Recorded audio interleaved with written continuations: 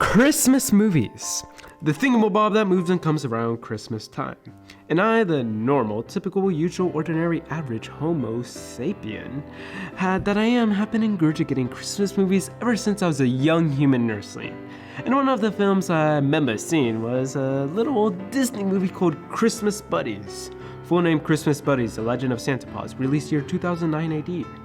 And I figured it was about time that I returned to this childhood classic of mine, which is kind of an overstatement, as I think I only saw this movie once on DVD from a Rightbox or video rental store. Those I don't think really exist anymore, they're 6 feet under. Well, anyways, this movie starts off with jolly old Saint Nick, which I swore every video and journal calls him when they already have, said Santa in the script. And he's walking with his pet dog named Santa Paws. It's like in the title of the movie, Legend of Santa Paws. Well, they're going in this cave, to check on this ice crystal thing. I don't know. It's like melting and stuff because kids are no longer believing in Christmas spirit and stuff like that. It's a Christmas movie. You know what to expect. After this, we are introduced to Santa Paws' puppy son, Puppy Paws. Because guess what? He is the star of the show, not Santa Paws. The movie lies to you. And he's a bit of a dinky doodle and wants to be a regular puppy. It's a children's movie on top of a Christmas movie. You should definitely know what to expect. So he devises a plan to meet a regular puppy named Butterball, who lives in the small town of Fernfield, Washington.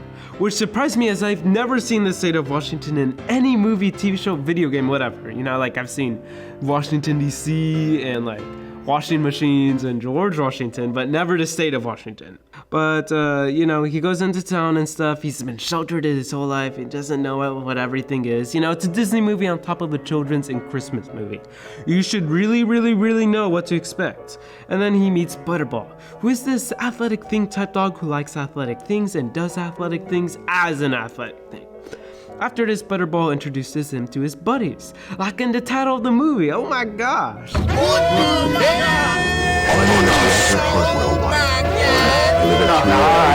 Who are made up of B-Dog, who is a Wappo who likes to break dance, Mudball, who likes to get in mud puddles, Rosebud, who is a girly girl, and Butta, who is a chill hippie who may or may not possibly do meditation to the Buddha. Anyways, I don't want to get into the rest of the story of this movie, as one, it gets quite boring at some points, and two, I don't want to make too long of a video. But quick summary is that buddies get angry at Puppy Paws since he doesn't know everything and stuff. Puppy Paws gets captured, the Christmas icicle thing from earlier, breaks and, shutting down the North Pole, meaning that Christmas is ruined. Buddies feel sorry for their behavior because Buddy is Puppy Paws is captured and stuff, and yeah, it's sad. It's depressing. But the buddies, the elf and this other talking Christmas dog, they go and rescue him. So it's and then they go to the North Pole.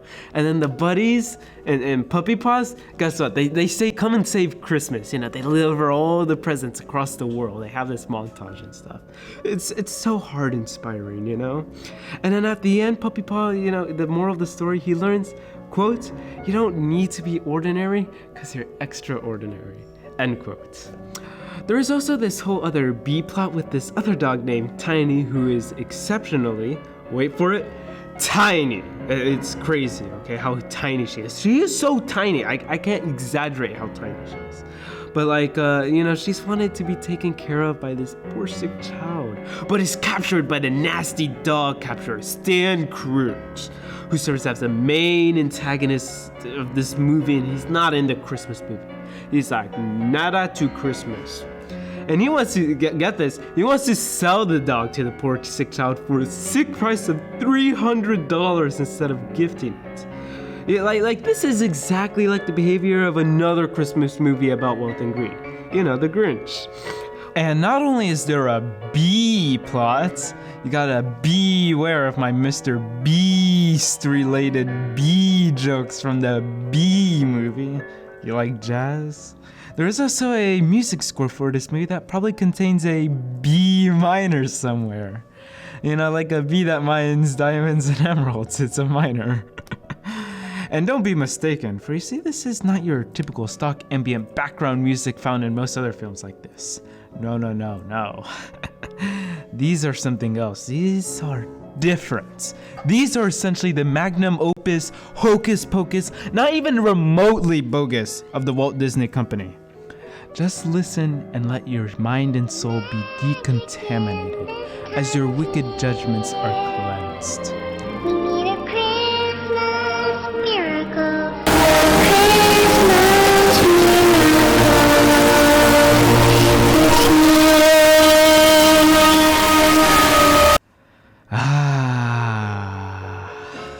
In all seriousness though, half of the music featured makes me cringe, like it's unbearable for me to watch and listen to.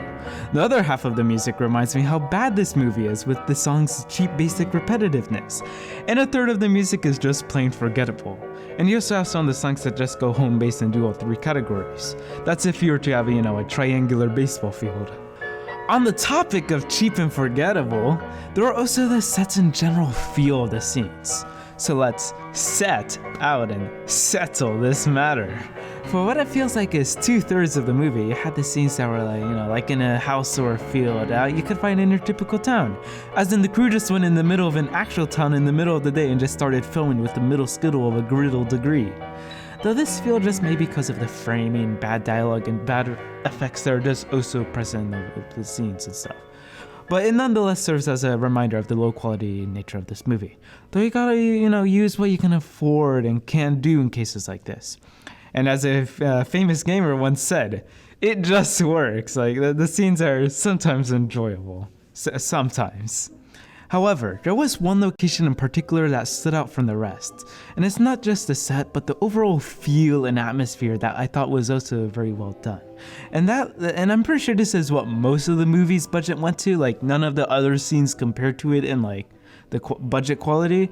And that location is Santa's workshop, which actually feels like a decent production that I felt immersed in when I watched it. Like, I was genuinely flabbergasted when they showed off the place with all its toy producing machinery, large army of elves. Like, I'm pretty sure they used a bunch of like midget actors. It's kind of strange.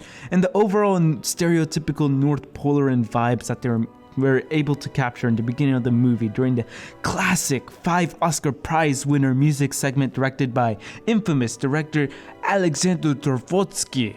Jingle bells ring. Jingle bells ring. Jingle bells ring. On the topic of Christmas, like I've been on this entire video, Santa Buddies also does feel like a Christmas movie. As in that it feels less secular, like something like The Grinch or Die Hard, and makes its traditional Christmas values of family, caring for others, and the actual meaning of Christmas a bit more obvious. Similarly to the legions of Hallmark movies that are of similar quality. And I found this to be a somewhat nice change of pace compared to the other Christmas movies that I have seen. But some of the bad writing in the movie kind of stained these themes and made them cringy with all the dialogue and cliche scenes. All in all though, I could go on about how this movie is a charming small budget movie, and despite its flaws, it's a great funny movie. But it kind of isn't, as it really depends on how you watch this movie. As I would probably say that is between a 4 and 5 out of 10 stars experience if you were to watch it by yourself like a loser, as this movie is quite boring at some parts and it's pretty predictable. However, if you are with a group of friends and are looking looking for a bad movie to laugh at, I could imagine this movie being like an 8 and maybe possibly like a 9 out of 10 stars experience, As some of the stuff in this movie is so unintentionally stupid or bad that it can be quite funny. As there was some terrible CGI and quite a few cringe-worthy dialogue and scenes. Like, this is what you're going to be watching the movie for. But I unfortunately am a loser and have not seen this movie with my friends and stuff, so I cannot say for sure. But if you have seen this movie already, or maybe you have seen the movie because of this video, and have a craving to see the buddies again, don't worry, as there are plenty more buddy movies, with the whole cinematic universe comprising of 14 films, including a few spin-offs to satisfy your needs. This is crazy! Like, this is the size of the DC Extended Universe. Well, that is all I have to say about this movie, and I hope that you'll have an amazing day and had a wonderful winter break, because, this video was released post-Christmas break. And ka-chow!